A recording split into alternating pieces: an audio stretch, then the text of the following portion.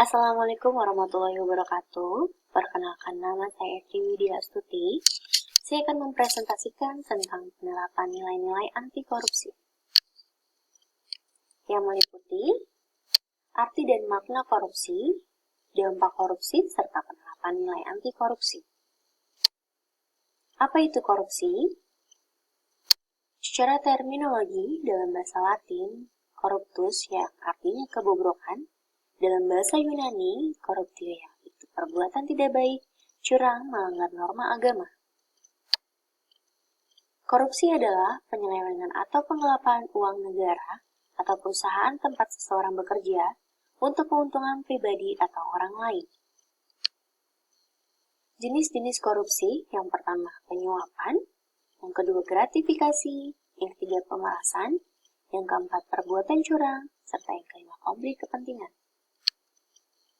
Ciri-ciri tindakan korupsi dilakukan oleh lebih dari satu orang, merahasiakan motif, ada keuntungan yang diraih, berhubungan dengan kekuasaan, berlindung di balik pembenaran hukum, serta melanggar norma hukum dan kejujuran. Faktor penyebab korupsi, yang pertama kultur, adalah dianggap sesuatu yang wajar, yang kedua organisasi, kurangnya pengawasan, tidak ada keteladanan pemimpin, yang ketiga aturan, yaitu hukuman yang tidak setimpal, yang keempat individu, rendahnya moral dan etika, gaya hidup, hedonisme, dan serakah. Dampak nyata korupsi akibatnya rendahnya kualitas pelayanan publik, rendahnya kualitas sarana dan prasarana yang dibangun pemerintah, meningkatnya kesenjangan sosial, meningkatnya masalah sosial dan kriminalitas, serta mengancam keutuhan bangsa dan negara. Kesadaran anti korupsi, puncak tertinggi kesadaran anti korupsi akan menghasilkan niat yang baik atau bisa disebut dengan spiritual accountability. Spiritual accountability yaitu sikap di mana seseorang memiliki tujuan hidup dan kesadaran hidup mereka yang harus dipertanggungjawabkan. Apa saja nilai-nilai anti korupsi? Yang pertama, kejujuran, yang kedua, kepedulian, yang ketiga, kemandirian, yang keempat, kedisiplinan, yang kelima, tanggung jawab, yang keenam, kerja keras, yang ketujuh, kesederhanaan, yang kedelapan, keberanian, serta yang kesembilan, keadilan. Bagaimana penerapan nilai anti korupsi?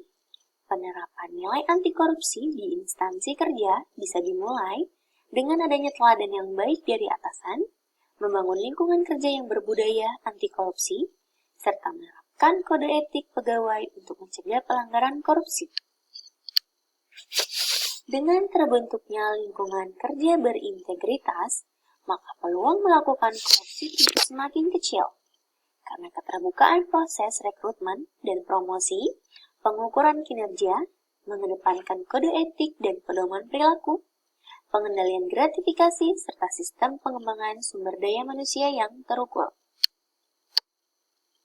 Agar semua tujuan tersebut tercapai, maka kita harus siap menjadi tunas integritas dengan menjadi jembatan masa depan kesuksesan organisasi, membangun sistem integritas, mempengaruhi orang lain, khususnya mitra kerja untuk berintegritas tinggi, serta mampu untuk menciptakan sistem integritas organisasi.